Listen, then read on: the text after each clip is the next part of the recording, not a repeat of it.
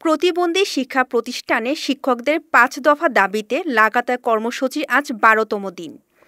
Report Shahjalal Bhuiyan উজ্জ্বল। জাতীয় প্রেসক্লাবের সামনে লাগাতার অবস্থান কর্মসূচি পালন করছেন প্রতিবন্ধী শিক্ষা প্রতিষ্ঠানের শিক্ষকরা।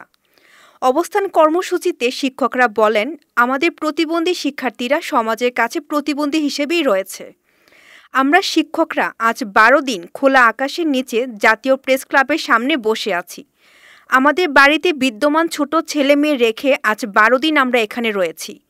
সরকারের কাছে আমাদের দাবি, আমাদের যেন এমপিওভুক্ত করে দেন। আমরা শিক্ষকরা প্রতিবন্ধী ছাত্রছাত্রীদের পড়াশোনা চালিয়ে যাচ্ছি। আমরা সমাজ কল্যাণ উপদেষ্টার প্রতি আহ্বান জানাচ্ছি, আমাদের যেন এমপিওভুক্ত করে দিয়ে হাসি মুখে বাড়ি ফেরার সুযোগ করে দেন। এ সময় তারা তাদের পূর্ব ঘোষিত ৫ দফা দাবি উল্লেখ করে সরকারের নিকট এর সুব্যবস্থা করার জন্য অনুরোধ করেন।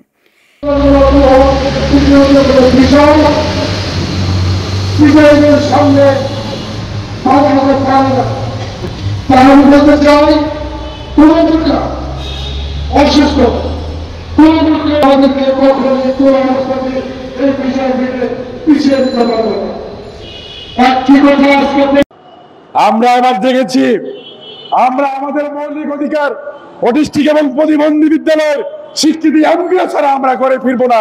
এটা আমাদের শেষ অঙ্গীকার।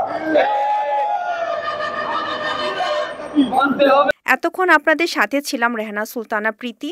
পরবর্তী নিউজ আপডেট পেতে চোখ রাখুন news24bd.net এর ফেসবুক পেজ এবং ইউটিউব চ্যানেলে।